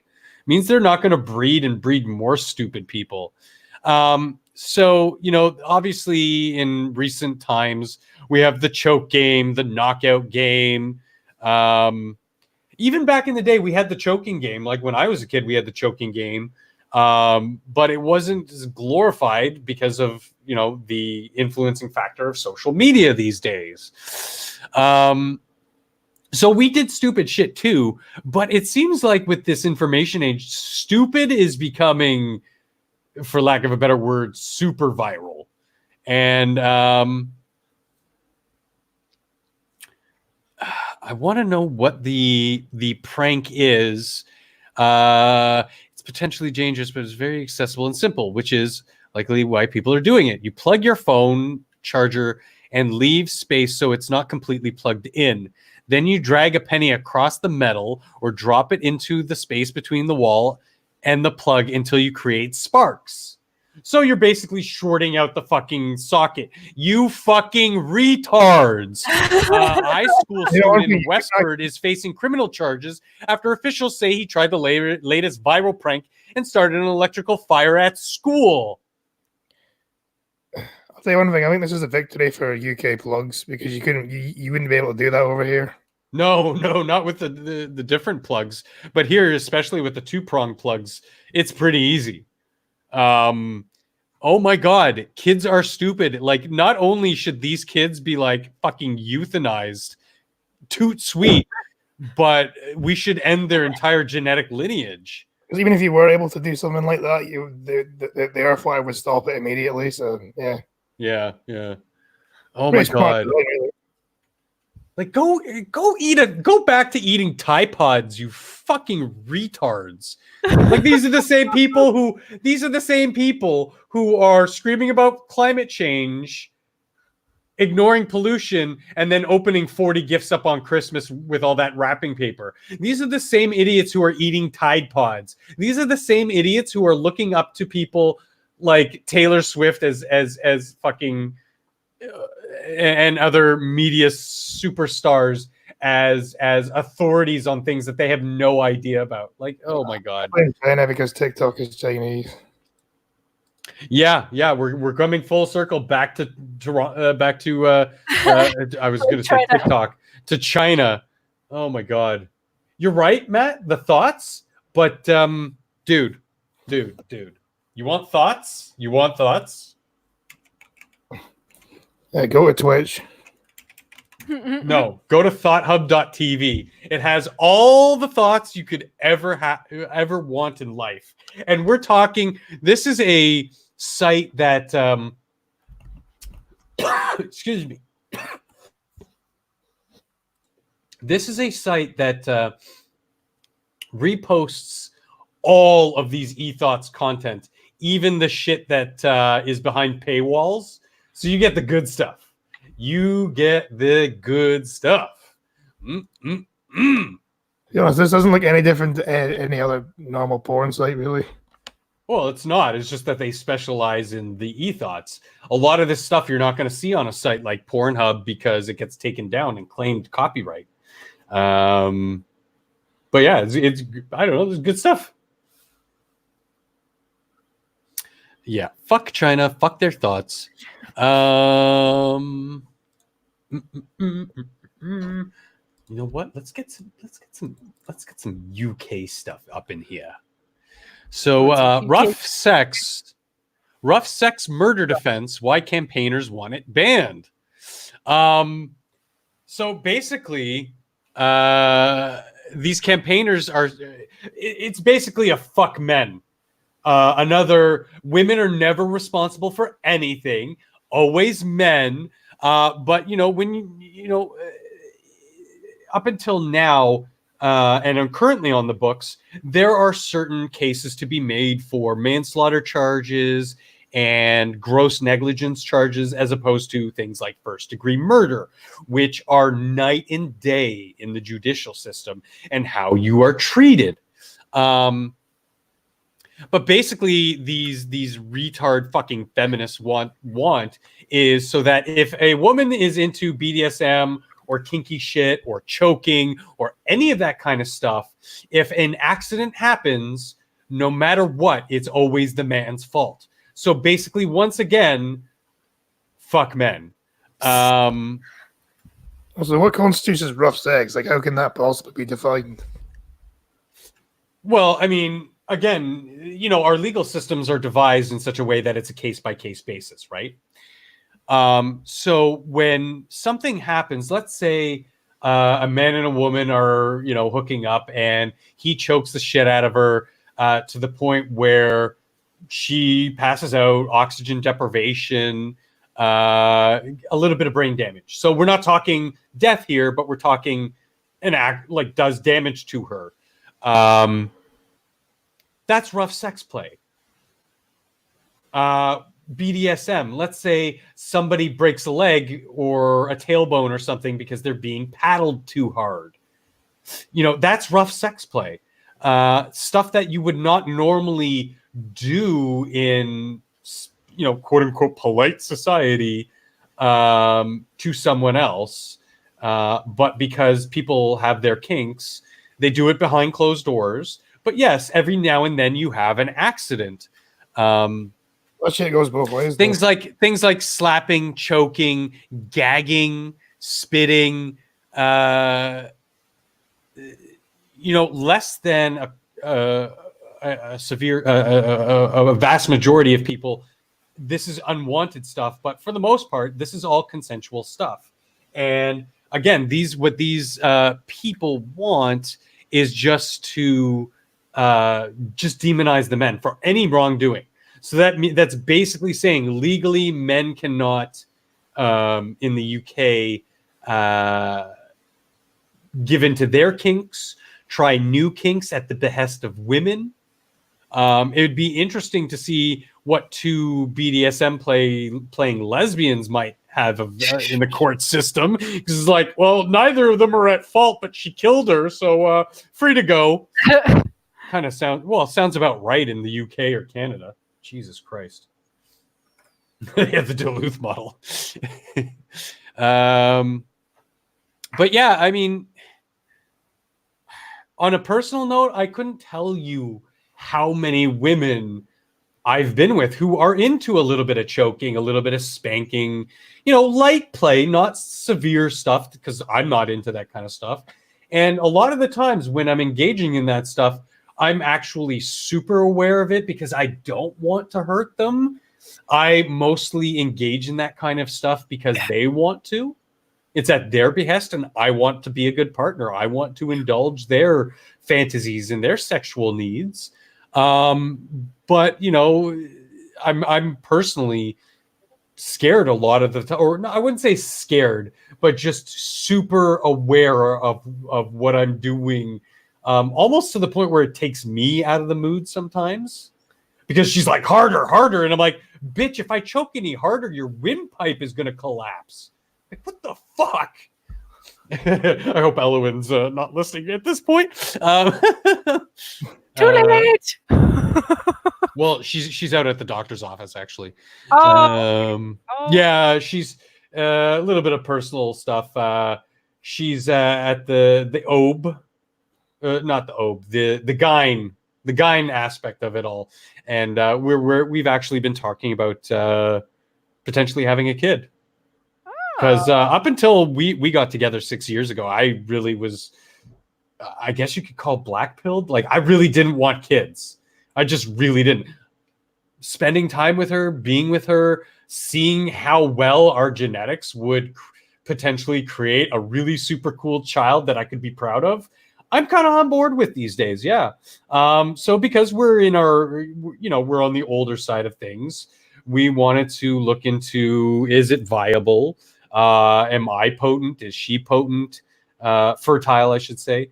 And the actual chances, like, give us some numbers of what the chances are of, Downsy eggs in her specific situation, because I wouldn't want to, I'm of the mind that I wouldn't want to if I could avoid that kind of thing, right? Like, if I can avoid bringing somebody into the world with severe genetic defects, I will try to prevent that. But if there's a good chance that we could have a healthy, well-being kid, then yeah, why not? I think that'd be super cool. I've been a manny for many years in my life. I've taken care of kids, from very, very special needs kids to just kids, just needed a sitter or a manny. Which was, if you can imagine something like a Carlton from G from Fresh Prince, or Fran Drescher from The Nanny. So sort of like you're in a live-in chef, but also a manny. I did that for quite a while. It was interesting because normally I don't really like kids, especially other people's kids, where it's just like, oh, your kids are demons. Funny enough, my oldest sister had 3 perfect, well-mannered girls. It's crazy. They're amazing girls. Rough sex then tea. Sure. Matt, when's the next time you're going to be in my neighborhood? He's not allowed in Canada. He's not allowed in Canada. That's right.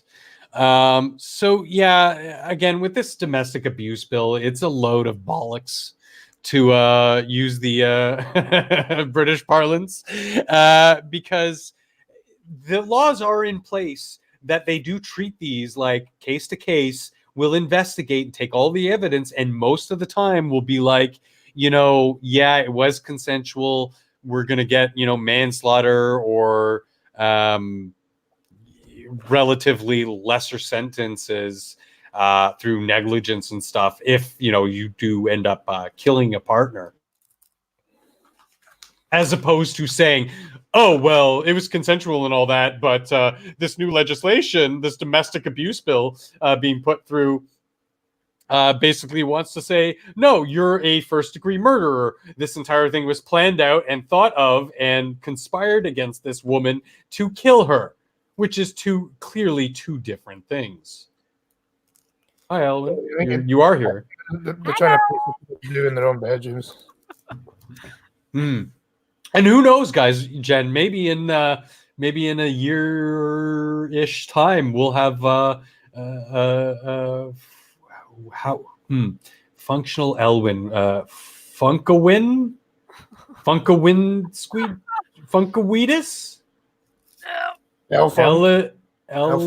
Elsional Squeedus?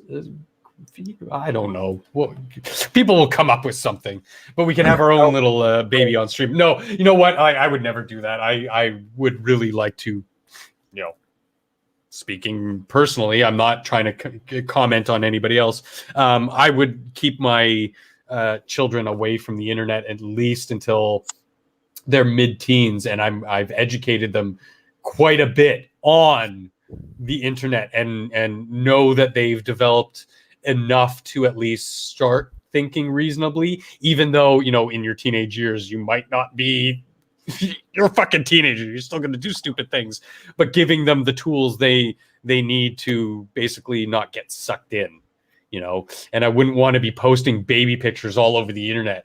You know what? To my friends, to my family, I'd send them baby pictures, sure, but I wouldn't be sending them, posting them all over Facebook and everything. That's just my personal thoughts on those kinds of things. I don't really agree with it. You're fine. All right, let's see. So we've talked about sort of a little bit before that there's big strikes going here in Ontario with the teachers. And both sides are lying. The government side and the teachers union sides, they're both lying. They're both full of shit. I'm hoping, because my sister, my eldest sister, has had, I want to say 35 years experience in the teaching field here in Ontario on the Toronto District School Board, that and she's soon actually to become a vice principal. So she's got a lot of firsthand experience in the school system. I'm hoping to do an interview with her. I don't know if she's going to want to or have the time to do it, in real time, but at least maybe do a video about it and do a phone interview with her or something, because I'd like to hear from somebody who is pro strike at this point. Because one of the biggest things for me is that, the Teachers Federation, the union, will turn around and say there's no compromise. Yet the government is offering a 1% pay increase. They're demanding a 2% increase. Well, you know what that is? That's compromise. They're offering you at the bargaining table half. That's a compromise. That's room to negotiate. But of course, the unions are saying no. They're not even willing to talk to us. Well, then how are they sending out the number of, well, we'll increase pay by 1%? The biggest issues that these that is being talked about with the collective bargaining agreements is the fact that they're not increasing budgets. They're not giving more or as much as they want. And And that's not our fault. That's the fault of, again, anchor babies, mass immigration, fucking lax rules, and just dumping so many people into the system. The system hasn't had a time to naturally absorb and acclimate to this. So basically what they're saying is, well, we're not giving you an increase of, oh fuck, I had it here. We're not giving you almost 10,000 new job positions in your field. We're not going to, just create these job positions over 5 years. So again, the unions in their sneaky bullshit tactics are turning around and saying 10,000 jobs are going to be lost over 5 years. No, they're not going to be lost. They're just not going to be created. It's very tricky and insidious how these assholes talk about it. All you need, I would say it's based on, the individual. It really is. Uh-oh, the cat got out of the apartment. Elwyn just got home and the cat got out of the apartment. Go get the cat, Elwyn. Don't just stand there. Get the cat. Hi, Elwyn. I don't know where the cat's going to fucking go. It would die without us. Everybody says hello. That cat would die without us. You get her? Oh, where'd you go, dum-dum? You're going to die out there. She didn't know where to go. She just stood there. Yeah, she runs out in the hall and she kind of just stands there going, oh, now what do I do? But the financial accountability officer said, in the next 5 years that we would need about almost just under 1,000 fewer elementary teachers by the 2023 school year. So there's a lot of data being thrown out both sides. There's a lot of twisting that data to reinforce their narratives. Gee, where do we see this bullshit all the time? In other unions, in government, in politics. It's more of the same. I'm so sick of this shit. All you need, yes, I may have done a lot of stupid shit when I was a kid and teenager, but I would say at probably about 14 or 15, I was very self-aware.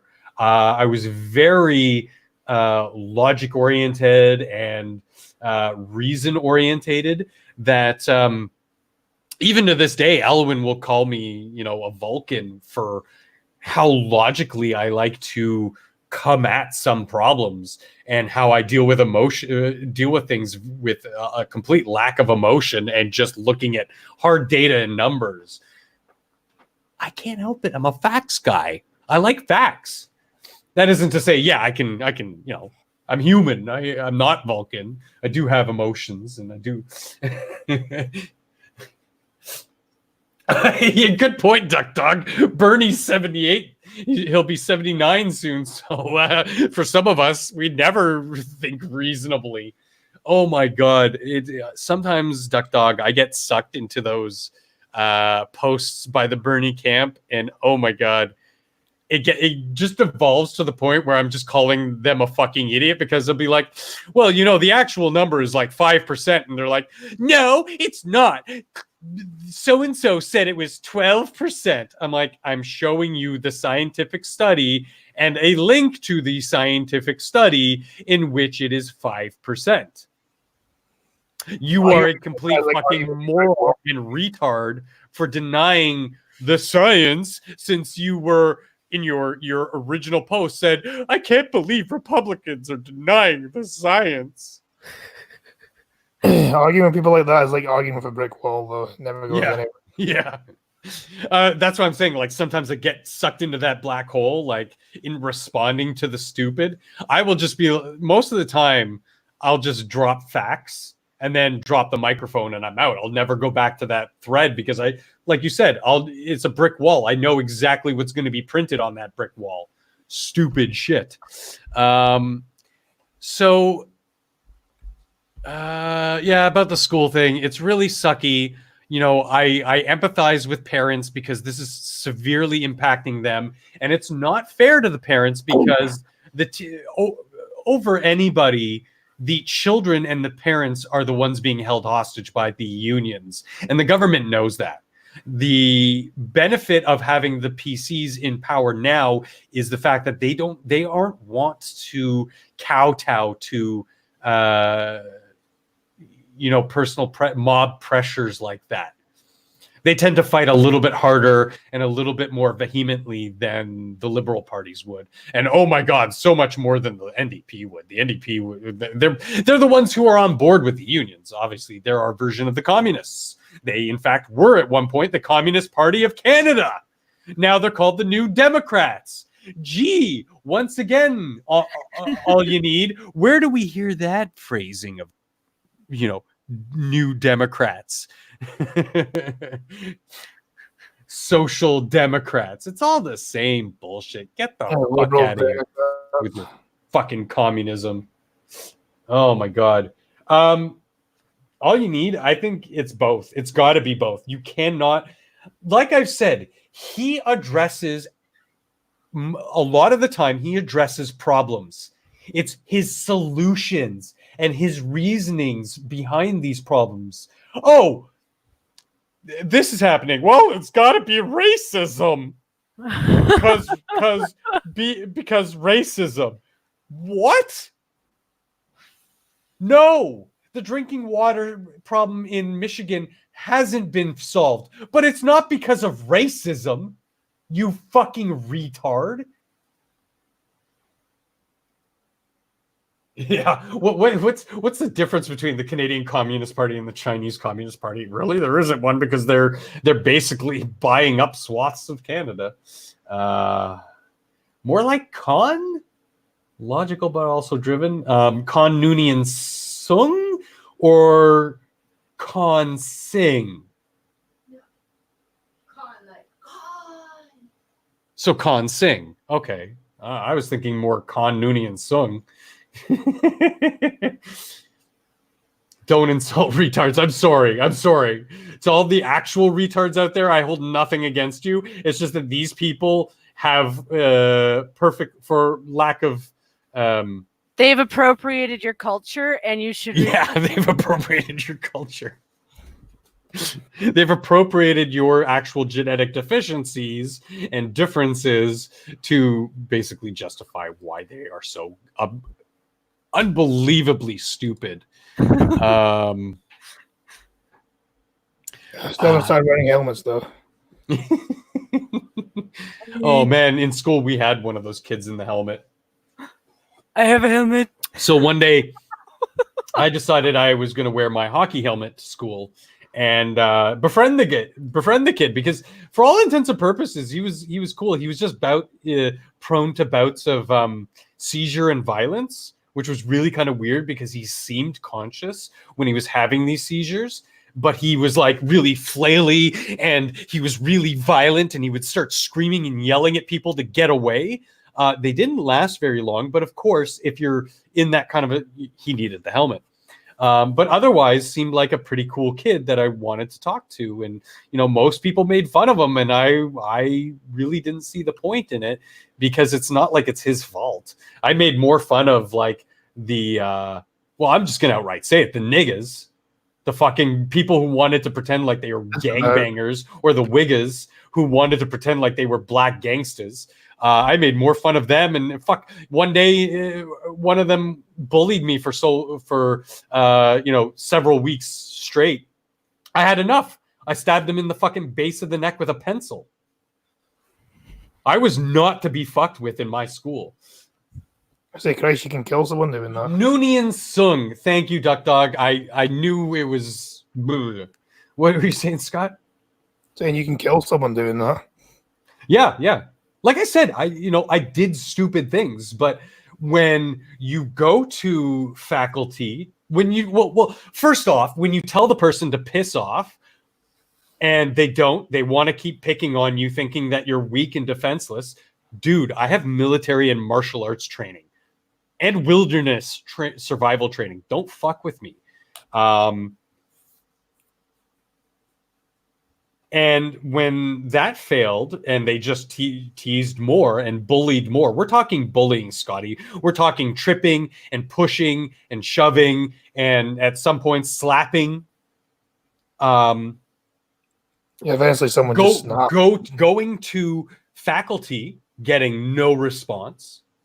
Going to, well, I wouldn't, in my case, I didn't go to my parents because my parents were do-nothing assholes. And there's a breaking point and you just kind of snap. And I did snap. I fully admit it. But Well, do you think I was ever bullied again? No. In fact, it took a literal gang of people, students at my school, to show up at my door for me to put the hard line kibosh down on it. It was me and my group of friends. Again, outcasts mostly, but we were a group of good friends, and they wanted to start shit with us. The niggas, the wiggas, the popular kids, like pretty much almost our entire rest of our entire class came to my house with violence, ready to do violence. So I made bombs, mortars, like pipe bombs, mortars, Molotovs. I armed people with bats and swords. There was only like 8 of us versus 200 other people. And I also called the police because I'm not stupid.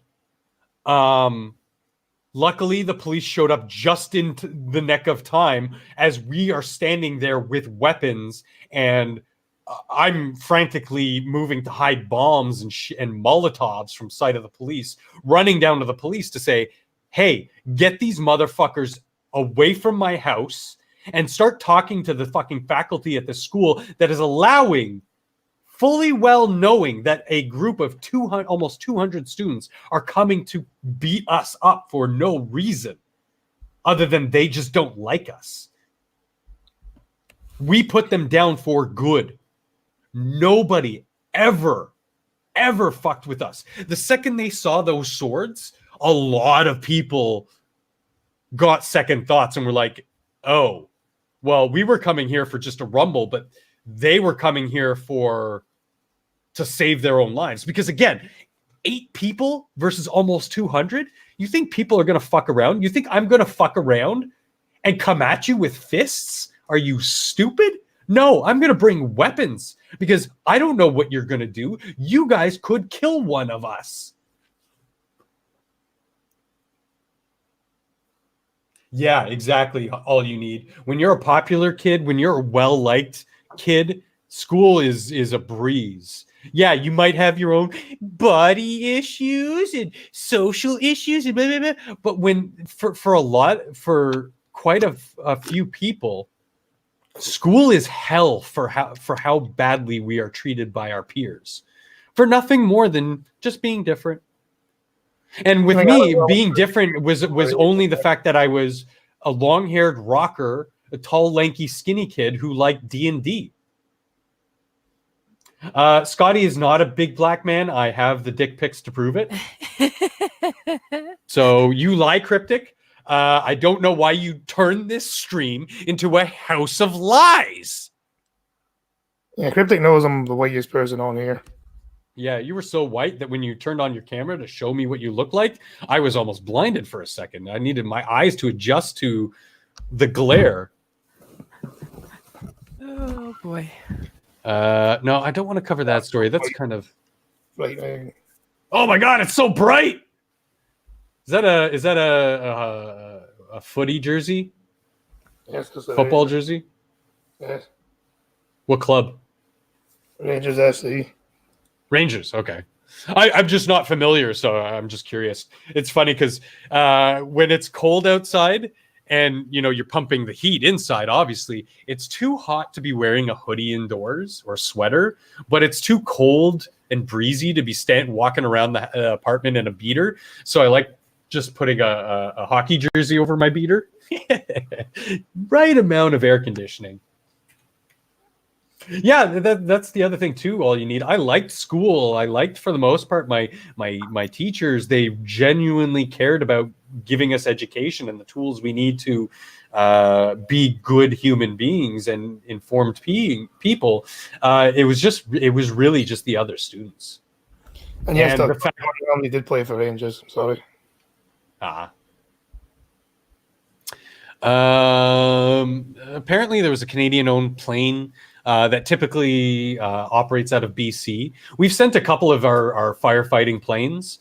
Unfortunately, while it was battling the Australian wildfires, and we don't have any reason why it happened, but it crashed and it killed 3 people. Unfortunately, and I'm really, really, like, as a Canadian, apologetic to the Americans, because these were 3 American firefighters that died. You know, Yeah. we're coming together to fight these fires, and it's gonna be really, really heartfelt if we find out that there was something amiss here and it wasn't just a mistake or an accident. Because with technology, accidents do happen, and you know, if anything, I hope that it was just an accident, because these are our real life superheroes of firefighters, and these kinds of specialized firefighting too. These are the type of guys who they dump the big clouds of fire retardant in a line and then jump out of the plane to try to corral the fire. These guys are fucking crazy. But yeah, that's kind of sad. Ontario teen calls police because his fake ID didn't arrive. Back again to... What's that, Scott? How can you be that fucking stupid? I don't know. I really don't. It's so fucking... Oh, shit. Never mind. Vetoing that story. Just came across my feed. 5 people in Quebec who had recently traveled to China and displayed symptoms of a respiratory virus are currently being tested for coronavirus. A 6th person has been tested negative for the virus and discharged from hospital. They have 5 cases who are being investigated this moment in Montreal and Quebec City. Oh, fuck me. Fuck off. Can we just... Guys, seriously, can we fucking just nuke China into the fucking sea? Apparently there's also cases of it in Scotland as well. Really? Because, I mean, obviously we heard about there was a couple of cases in the States. Now there's several cases in Canada. There was one case in, I want to say, France or Germany, or one of those European old world countries. And now you're telling me in Scotland too? Yeah, 5 people are being tested apparently. Oh my God. I'm just glad I don't leave the house, right?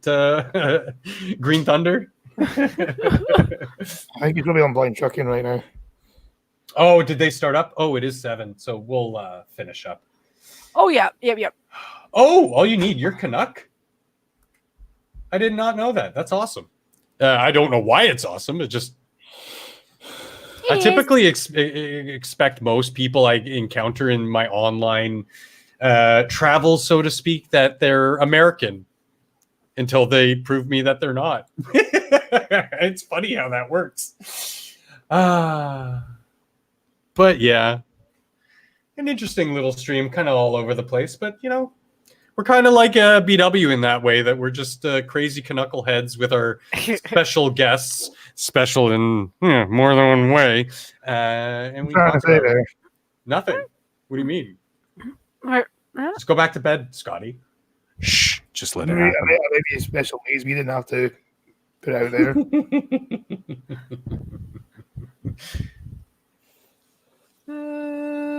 Yeah, it really is, Duck Dog. As I was like reading into some of the like actual biology behind it, it's some weird stuff. But again, it's China. Of course, it's going to be weird. All the weird shit comes out of China these days.